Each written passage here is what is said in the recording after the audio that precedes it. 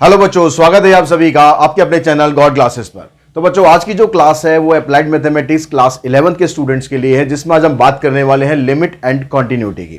Functions हम already पढ़ चुके हैं, अब आगे हम बढ़ते हैं लिमिट एंड कंटिन्यूटी में। यहां पर हम सबसे पहले आज की क्लास में समझेंगे लिमिट का कंसेप्ट क्या है, क्यों लिमिट की जरूरत क्यों है, क्यों हम लिमिट लगाते हैं। क्वेश्चन अब आपने देखे होंगे इसमें, तो आपके पास कुछ क्वेश्चन ऐसे आए होंगे कि भाई आपने लिमिट लगानी है। आपने कहा भाई limit x tends to 3 into में x लिमिट लगानी है इस फंक्शन के अंदर x प्लस 3। तो आपको बताया गया है भाई x की जगह आप वैल्यू पुट कर दो, तो यहां पर ये आ गया आपके पास 3 प्लस में 3, आंसर आ गया 6। तो ये क्या चक्कर है, ठीक है। ये लिमिट जब हमें x की वैल्यू ऐसे पुट करनी ही है, तो ये लिमिट का काम क्या है, हम सीधा ये भी तो कह सकते हैं at x equals to 3 find the value of fx। तो ये लिमिट का कंसेप्ट क्या है, इसके बारे में हम समझेंगे। तो सपोज कीजिए आपके पास जो फंक्शन है वो कुछ इस तरीके से है। फंक्शन कहता है कि भाई ये है x square minus 9 and divided by x minus 3, ये फंक्शन है। अब मैं अगर इसमें आपको बोलूं कि भाई एट एक्स इक्वल्स टू 3 पर वैल्यू निकालो, क्या आप निकाल सकते हो? सोचो जरा, निकाल के देखो। अगर आप x की जगह यहां पर 3 पुट करोगे तो आ जाएगा 3 minus 3 is not equals 3 minus 3 is equals to 0। अगर डिनोमिनेटर में 0 आ गया, तो आंसर क्या आएगा आपका? आंसर आएगा यहां पर नॉट डिफाइंड। तो ऐसी सिचुएशन में लिमिट का कंसेप्ट यूज किया जाता है कि लिमिट आप यहां पर किस तरीके से यूज करते हो, वो हम सीखेंगे। एक साथ में कंसेप्ट भी हम सीखेंगे कि लिमिट का यहां पर हम यूज करेंगे कैसे हम यहां पर वैल्यू निकालेंगे। जब हम x की वैल्यू यहां पर 3 पुट कर ही नहीं सकते, तो हम फिर लिमिट यहां पर कैसे लगाएंगे, ये वैल्यू हम कैसे निकालेंगे। तो उसके लिए हम क्या करते हैं, ठीक है। ये जो हम अगर आपके पास जो सिंपल फंक्शन होता है, अगर मैं कहता हूं कि भाई आपके पास एक फंक्शन है fx और आपके पास x प्लस 3 है और आपने एट x इक्वल्स टू 3 पर आपने वैल्यू निकालनी है, तो आपने यहां पर क्या करा, x की जगह 3 पुट किया, वैल्यू निकाल दी और ये वैल्यू आ गई आपके पास 6। इस वैल्यू को हम बोलते हैं फंक्शनल वैल्यू, ठीक है, इसको हम बोलेंगे फंक्शनल वैल्यू। और जो वैल्यू हमने यहां पर निकाली है इसको बोलेंगे हम लिमिटिंग वैल्यू।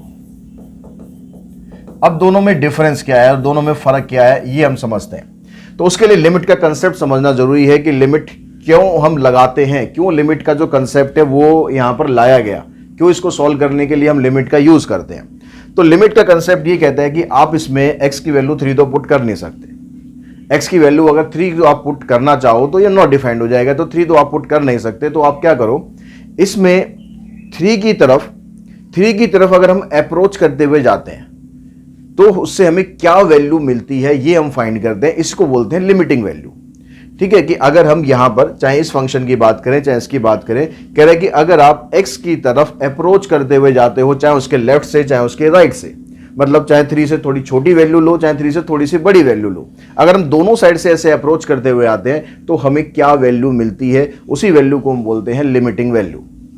अब वो वैल्यू आप कैसे निकालोगे, ठीक है। जैसे मान लो ये फंक्शन है, इस फंक्शन को अगर मैं थोड़ा सिंप्लीफाई कर दूं, सिंप्लीफाई करा तो मैंने ऊपर फैक्टर आ गए x माइनस 3 x प्लस 3 और यहां पर x माइनस 3, ये इससे कैंसिल हो जाएगा। तो आपके पास फंक्शन तो यही बचा x प्लस 3, यानी यही वाला फंक्शन बना। अगर इसमें मैं लिमिट की वैल्यू निकालता हूं तो वैल्यू आएगी 6, ठीक है। वैल्यू तो 6 आएगी, लेकिन कैसे आएगी, क्योंकि आप यहां पर 3 पुट नहीं कर सकते हो, क्योंकि जो ओरिजिनल फंक्शन है उसमें डिनोमिनेटर में 3 माइनस 3 बनेगा, इसलिए आप 3 पुट नहीं कर सकते हो। तो यहां पर लिमिट का कंसेप्ट ये कहता है कि अगर आप इस फंक्शन के अंदर, ये आपके पास एक वैल्यू है यहां पर 3, अगर आप इसमें 3 की तरफ अप्रोच करोगे, मान लो मैं इसमें लेफ्ट हैंड साइड से अगर मैं 3 की तरफ बढ़ता हुआ जाता हूं तो मुझे fx की क्या वैल्यू मिलेगी। तो मैंने कहा कि भाई मैं 3 से थोड़ी सी अगर छोटी वैल्यू ले लूं, तो एक वैल्यू ले ली मैंने 2.9, एक वैल्यू ले ली मैंने 2.8, और 3 से अगर मैं थोड़ी बड़ी वैल्यू लेता हूं तो मैंने यहां पर वैल्यू ले ली 3.1 और 3.2। इससे हम इधर अप्रोच कर रहे हैं, इससे हम इधर अप्रोच कर रहे हैं, तो उससे हमें वैल्यू क्या मिल रही है। तो उसके लिए हम एक टेबल बनाते हैं और इस टेबल में से जो हमने वैल्यू यहां पर डाली है उसको पुट करके देखते हैं कि हमारे पास आंसर क्या आ रहे हैं। ये x हो गया, ये fx हो गया।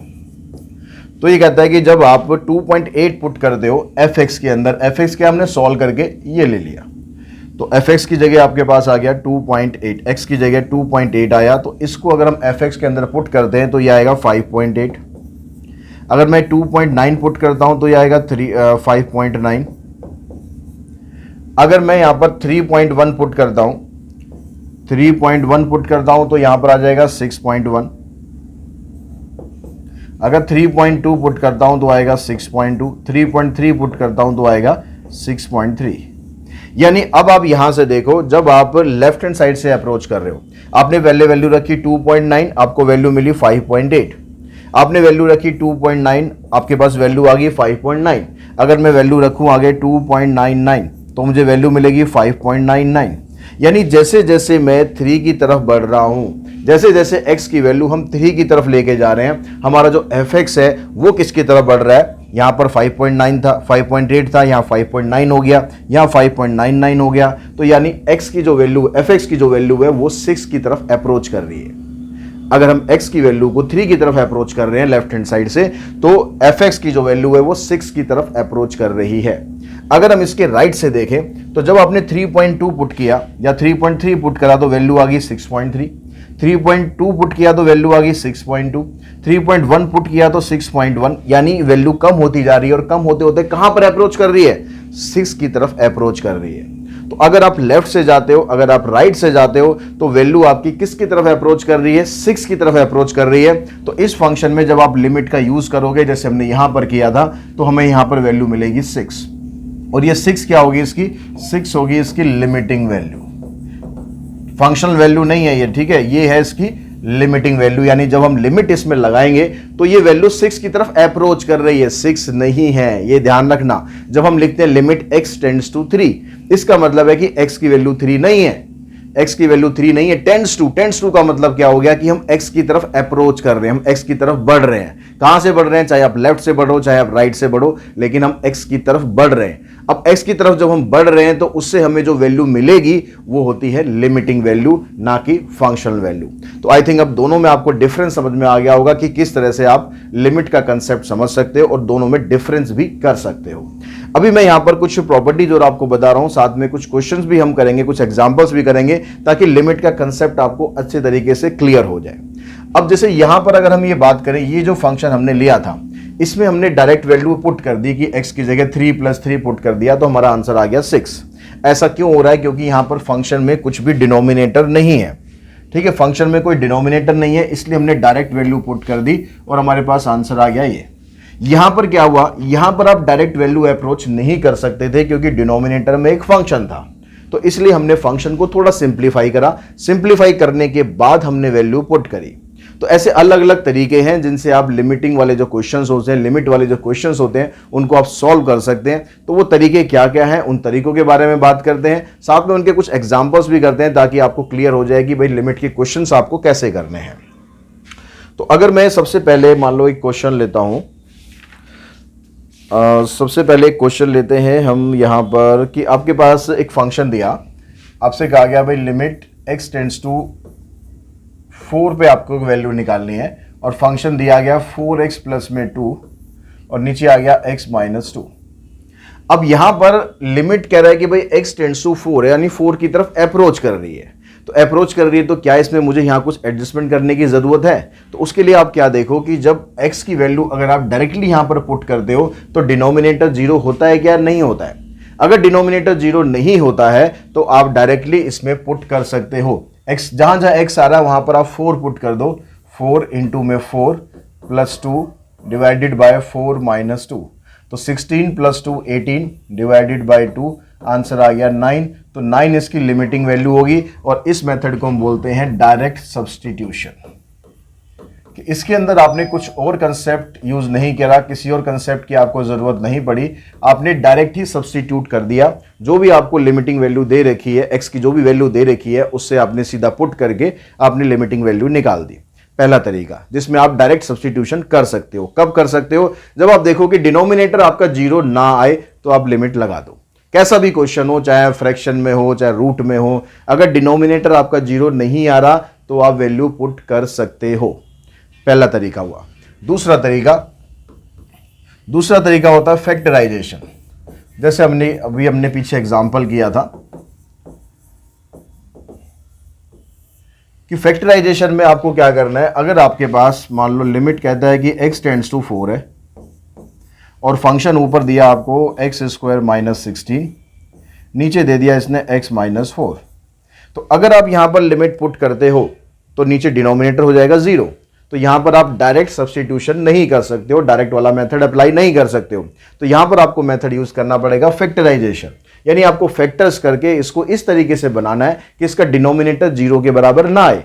और जिस स्टेप पर आपको ऐसा लगे कि भाई अब मैं पुट करूंगा तो डिनोमिनेटर 0 नहीं आएगा, वहीं पर ही आपको इसको पुट कर देना है। तो जैसे हमने यहां पर पुट किया, हमने यहां पर इसके फैक्टर करे, जब तक आप इसमें लिमिट नहीं लगा रहे हो आपको इसी तरह से लिखते हुए चलना है। इसके फैक्टर किया हमने, x माइनस 4 आ गया, x प्लस 4 आ गया, डिवाइडेड बाय x माइनस 4, इससे ये कैंसिल हुआ। अब अगर मैं अप्लाई करूंगा यहां पर लिमिट तो डिनोमिनेटर 0 नहीं होगा, क्योंकि डिनोमिनेटर खत्म ही हो गया। अगर खत्म ना भी हो तो 0 नहीं आना चाहिए, बस ये कंडीशन हो। तो x प्लस 4 बचा आपके पास। अब यहां पर 4 प्लस 4 पुट करोगे तो आंसर आ जाएगा आपका 16। ये हुआ दूसरा मेथड फैक्टराइजेशन। उसके बाद जो तीसरा मेथड है वो है रैशनलाइजेशन। ठीक है, अब रैशनलाइजेशन में आपको क्या करना है, जैसा कि नाम ही है यहां पर कि आपको ऐसा फंक्शन चाहिए जिसको आपको रैशनलाइज करना पड़े, यानी ज़्यादातर क्वेश्चन इसमें रूट वाले आएंगे, रैशनलाइज वाला मेथड। तो एक एग्जांपल इसमें हम ले लेते हैं। इसमें कहता है आपके पास कि 1 प्लस 3x, लिमिट आपको निकालनी है, लिमिट x टेंड्स टू 0 पर। फंक्शन है 1 प्लस 3x माइनस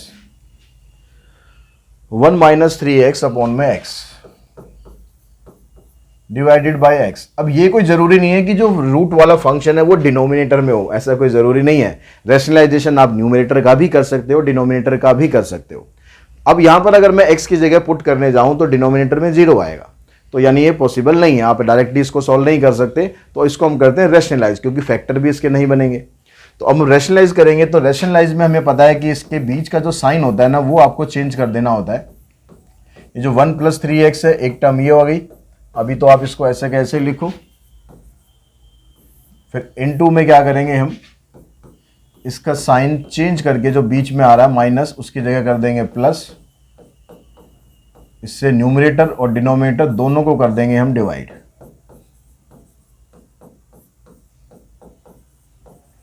अब रैशनलाइजेशन जब भी हम करते हैं तो फायदा क्या होता है, फायदा ये होता है कि यहां पर a minus B, a plus B की आइडेंटिटी लग जाती है।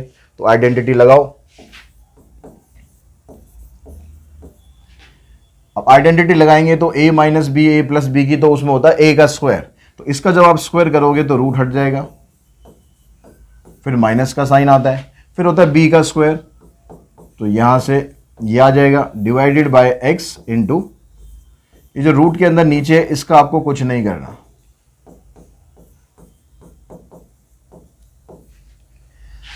अब आपने यहां पर लगाया limit x tends to 0, bracket खोली तो आया 1 प्लस 3x, ब्रैकेट खोलेंगे तो ये आ जाएगा -1 प्लस में 3x divided by x into 1 plus 3x plus 1 minus 3x। -1 से +1 कैंसिल हो गया, इधर बचा आपके पास 6x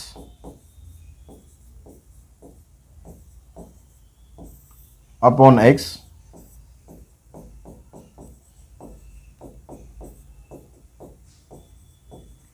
इस x से ये वाला x कैंसिल हो गया। अब देखो, अगर आप इस स्टेप पर आकर पुट करते हो तो ये वाला x खत्म हो गया, तो आप 0 नहीं होगा, डिनोमिनेटर अब 0 नहीं होगा। अगर आप पुट करोगे यहां पर ऊपर तो 6 ही रहेगा, नीचे क्या आ जाएगा, यहां पर √1 रह जाएगा, क्योंकि √1 प्लस में 3 इंटू 0 तो 0 हो जाएगा। √1 प्लस में फिर आगे भी √1 रहेगा। अब √1 का स्क्वायर रूट क्या होता है, 1 ही होता है। 1 इधर से 1 इधर से, 1 प्लस 1 2 आ गया, और 2 से इसको डिवाइड करोगे तो आंसर आ जाएगा आपका 3। तो इस तरह से आप यहां पर जो क्वेश्चन जहां पर रूट वाली टर्म्स आएंगी, और अगर ऐसा होता क्वेश्चन के अंदर कि आप लिमिट पुट कर रहे हो और डिनोमिनेटर 0 नहीं हो रहा है, तो डायरेक्ट कर दो। तो जरूरी नहीं है कि आपको हर क्वेश्चन में रैशनलाइज करना ही करना है। अगर यहां पर लिमिट लिखा होता x टेंड्स टू 1, अगर x टेंड्स टू 1 दिया हुआ है तो आप लिमिट डायरेक्ट इसमें लगा सकते थे, क्योंकि डिनोमिनेटर 0 नहीं होता। तो ये ध्यान रखना है कि डिनोमिनेटर अगर 0 हो रहा हो तो ये सारे मेथड करने की जरूरत है। अगर डिनोमिनेटर 0 नहीं हो रहा तो भाई डायरेक्ट पुट कर दो, डायरेक्ट सब्स्टिट्यूशन कर दो, कोई किसी पंगे में पड़ने की जरूरत नहीं है। तो हमने 3 मेथड कर लिए, डायरेक्ट सब्स्टिट्यूशन कर लिया, फैक्टराइजेशन कर लिया और रैशनलाइज कर लिया। अब चौथा जो मेथड है, अगर इन तीनों में से किसी से नहीं होता तो आपको कुछ फार्मूलाज यूज करने पड़ते हैं, कुछ आइडेंटिटीज यूज करनी पड़ती है। उसमें जो सबसे पहली आइडेंटिटी है इसमें कहता है कि अगर आपके पास क्वेश्चन इस फॉर्मेट में है limit x tends to a x raise to power n minus a raise to power n divided by x minus a, तो इसका जो आंसर है लिमिट लगाकर ये होता है n इंटू में a की पावर n माइनस 1। अब आपको फॉर्मेट यहाँ समझना जरूरी है, फॉर्मेट यहाँ समझना जरूरी है कि x की पावर n a की पावर n, यानी दोनों की पावर सेम होनी चाहिए और जो ऊपर बेस है वही बेस नीचे भी होना चाहिए। ऊपर x माइनस a है तो नीचे भी x माइनस a होना चाहिए और साथ में जो लिमिट होगी वो x टेंड्स टू a होगी, यानी जो यहाँ पर टर्म होगी लिमिट भी उसी की ही होगी। ठीक है, अगर वहाँ 3 है तो लिमिट x टेंड्स टू 3 होगी। अब यहाँ पर इसका क्वेश्चन हम समझ लेते हैं कि अगर आपके पास फैक्टराइजेशन आपने करके देखा, आपने रैशनलाइजेशन करके देखा, वहाँ पर किसी से बात नहीं बन रही है तो फिर आपको ये वाला मेथड उसमें लगाना पड़ेगा। तो यहाँ पर जैसे हम क्वेश्चन एक लेते हैं, लिमिट आपको दी हुई है, लिमिट दी है x टेंड्स टू 1 और क्वेश्चन हमारे पास x raise to power 15 minus 1 upon x raise to power 10 minus 1। अब जो अलजेब्रा ऑफ लिमिट है वो हमने ज़्यादा डिस्कस करा नहीं। अलजेब्रा ऑफ लिमिट उसका मतलब है कि अगर फंक्शन दो अगर प्लस में है तो दोनों में अलग अलग लिमिट लगा दो, मल्टीप्लाई में है तो अलग अलग लिमिट लगा दो, डिवाइड में है तो अलग अलग लिमिट लगा दो। मतलब आप इसमें और इसमें दोनों में अलग अलग लिमिट लगा सकते हो। यानी क्वेश्चन को मैं ऐसे लिख सकता हूँ x टेंड्स टू 1 x की power 15 minus 1 divided by limit x tends to 1 x की पावर 10 माइनस 1। ठीक है, ये एक अलग क्वेश्चन हो गया, ये एक अलग क्वेश्चन हो गया, ऐसे हम इसको लिख सकते हैं। अब लेकिन यहां पर समस्या ये है कि आप डायरेक्ट पुट कर नहीं सकते क्योंकि नीचे 1 माइनस 1 हो जाएगा 0, और ना तो आप इसके फैक्टर कर सकते हो, x की पावर 10 माइनस 1 फैक्टर इसके कैसे करें, ना आप इसमें रैशनलाइज कर सकते हो। तो यहां पर अगर हम थोड़ा ध्यान से देखें तो हमारा ये वाला फॉर्मेट इसमें बन सकता है। जो न्यूमरेटर और डिनोमिनेटर है यहां पर दोनों में यहां पर क्या दे रखा है आपको, बेस x माइनस 1 दे रखा है दोनों में। तो अगर हम न्यूमरेटर और डिनोमिनेटर दोनों को ही x माइनस 1 से डिवाइड कर दें तो कुछ फर्क तो पड़ेगा नहीं, बैलेंसिंग तो हो ही जाएगी। तो हमने दोनों को डिवाइड करा तो इससे हमारे पास क्या बना, limit x tends to 1 x की power 15 minus 1 divided by x minus 1। नीचे भी क्या हो गया, limit x tends to 1 x की power 10 minus 1 divided by x minus 1। दोनों को ही हमने x माइनस 1 से डिवाइड कर दिया। अब ऐसा करते ही हमारे पास ये वाला फॉर्मेट बन गया। देखो x की पावर 15 और जो ये 1 आ रहा है 1 को भी तो हम ऐसे लिख सकते हैं 1 की पावर 15, दोनों की पावर सेम होगी, उस 1 पे तो कुछ फर्क पड़ेगा नहीं। और जो बेस है उसमें भी आ गया x माइनस 1 और लिमिट भी हमारी x टेंड्स टू 1 थी। सेम चीज नीचे हो गई, यहां पर 1 है तो 1 को आप लिख सकते हो 1 की पावर 10। तो अब इसके हिसाब से अगर हम देखें तो ये फार्मूला लगाएंगे, यहां पर n कितना है, यहां पर 15, तो ये आएगा 15 a की पावर n माइनस 1। नीचे भी ऐसे आएगा 10 1 की पावर 10 माइनस 1। तो यहां पर ऊपर रह जाएगा 15, नीचे रह जाएगा 10, क्योंकि 1 की पावर तो आप कितनी भी कर लो वो तो 1 ही रहेगा ना। तो 5 से ऐसे काट लेंगे, तो 5 से काटेंगे तो आंसर आ जाएगा इसका 3/2। तो इस तरीके से आप ये क्वेश्चंस को सॉल्व कर सकते हो, जहां पर आपके पास डायरेक्ट फार्मूला नहीं बन रहा, सब्स्टिट्यूशन नहीं हो रहा, रैशनलाइजेशन नहीं हो रहा, तो आप ये वाली प्रॉपर्टी लगा सकते हो। अब इन प्रॉपर्टीज़ के अलावा कुछ और प्रॉपर्टीज़ भी होती हैं जो हमारी एक्सरसाइज 10.2 में आएंगी, लेकिन मैं इसी वीडियो के अंदर सारी प्रॉपर्टीज़ आपको समझा रहा हूँ। फिर उसके बाद नेक्स्ट क्लास से हम इसकी एक्सरसाइज करना स्टार्ट करेंगे। उसके बाद जो नेक्स्ट प्रॉपर्टी है, बड़ी इंपॉर्टेंट प्रॉपर्टी होती है कि अगर आपके पास एक्सपोनेंशियल फंक्शन दिया हुआ है e की पावर x माइनस 1 अपॉन में x, अगर फंक्शन ऐसे दिया हुआ है तो इसकी जो वैल्यू होती है 1 के बराबर होती है। इन सब की प्रॉपर्टीज़ के प्रूफ पे हम यहाँ पर नहीं जा रहे हैं, प्रूफ अगर आपके सिलेबस में नहीं है, बड़े कॉम्प्लिकेटेड प्रूफ होते हैं तो वो आपके सिलेबस में है नहीं। तो सिर्फ हम इसकी प्रॉपर्टीज़ यूज़ करने पे जा रहे हैं कि यूज़ आपको किस तरीके से करना है। तो यहाँ पर जैसे अब आपके पास मान लो क्वेश्चन आ गया e की पावर 5x माइनस 1 अपॉन में x। अब यहाँ पर होता क्या है, यहाँ पर होना ये चाहिए कि जो e की पावर होगी वही यहाँ पर होना चाहिए। तो यहाँ e की पावर 5x है तो यहाँ भी 5x होना चाहिए। अब 5 लाएंगे कहाँ से, 5 यहाँ पर लाने के लिए हम क्या करेंगे, इसको मल्टीप्लाई कर देते हैं 5 से। e की पावर 5x माइनस 1 अपॉन में 5x। अब 5 हमने मल्टीप्लाई करा है तो बैलेंस करने के लिए इसको ऊपर भी मल्टीप्लाई करना पड़ेगा दोनों तरफ। अब 5 एक कॉन्स्टेंट टर्म, तो कांस्टेंट जो टर्म आती है उसमें लिमिट में आप इस कांस्टेंट टर्म को आप बाहर लिख सकते हो ऐसे 5 limit x tends to 0 e की पावर 5x माइनस 1 अपॉन में 5x। अब अगर मैं इस प्रॉपर्टी से इसको कंपेयर करूं, इस प्रॉपर्टी से अगर मैं इसको कंपेयर करूं तो जो आंसर है हमारा इसका हो जाएगा 1 के बराबर। तो ये हो जाएगा 5 इंटू में 1 इक्वल्स टू 5। ये आपका आंसर आ जाएगा। ठीक है, लिमिट इसमें आपको 5x करने की ज़रूरत नहीं है, लिमिट आपको 5x करने की ज़रूरत नहीं है। अगर आप 5x कर भी देते हो तो भी कुछ फ़र्क पड़ेगा नहीं, क्योंकि अगर x टेंड्स टू 0 है, अगर x टेंड्स टू 0 है तो मैं इसको 5 से मल्टीप्लाई करूंगा तो यहाँ भी 5 से मल्टीप्लाई हो जाएगा, तो 5x टेंड्स टू 0 हो जाएगा। तो अगर आप कर भी देते हैं ठीक है, अगर मैं यहाँ पर लिख दूं ऐसे 5x टेंड्स टू 0 तो भी ठीक है, अगर नहीं भी लिखता हूं तो भी कोई ऐसी प्रॉब्लम वाली बात नहीं है, आप डायरेक्टली भी लिमिट ऐसे लगा सकते हो। कुछ प्लस माइनस में होता है तो करना जरूरी है 0 के साथ। अब यहाँ पर दूसरी प्रॉपर्टी जो है इसी की तरह की दूसरी प्रॉपर्टी आती है जिसमें आपको exponential function in term of a दिया होता है। तो अगर आपके पास फंक्शन ऐसे हो limit x tends to 0 a raise to power x minus 1 upon में x is equals to log a, ये लॉग a के बराबर होता है। तो अगर हम इसका एक एग्जांपल ले लेते हैं कि limit x tends to 0 a raise to power x minus 1 divided by b raise to power x minus 1।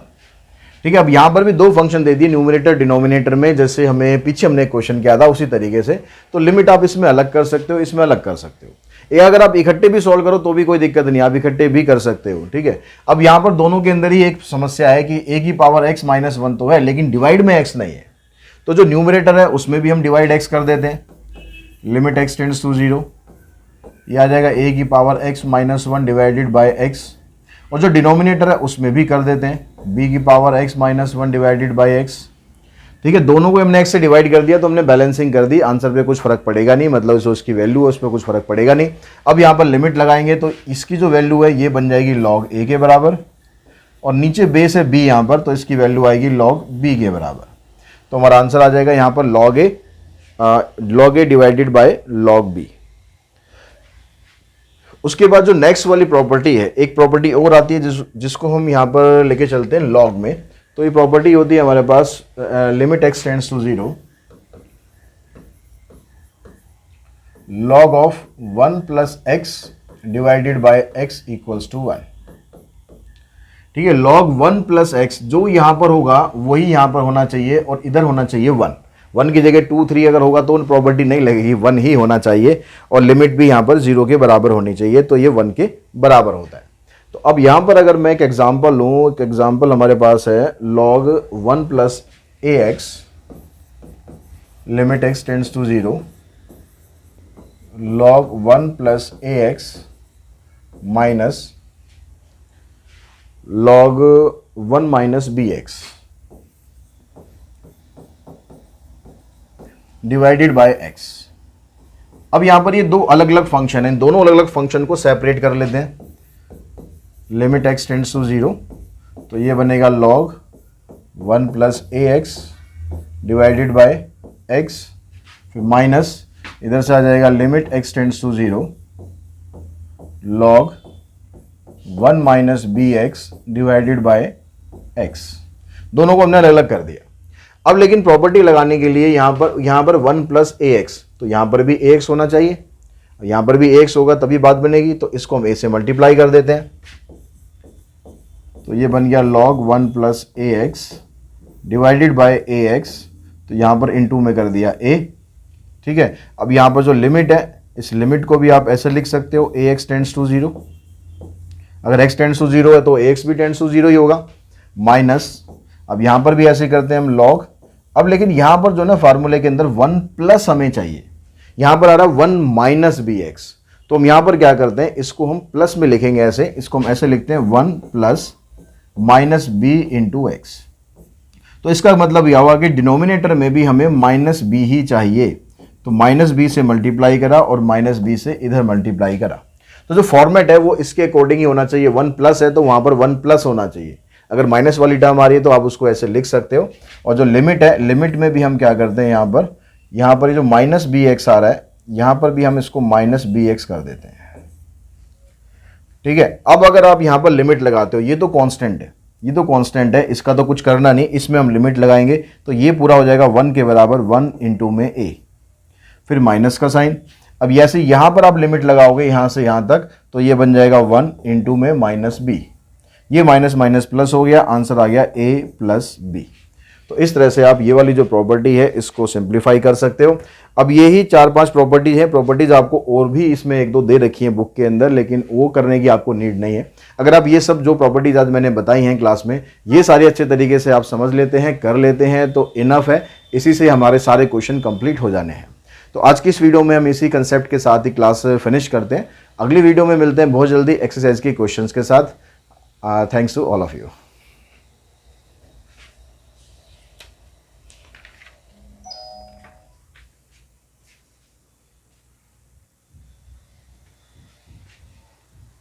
Thank you.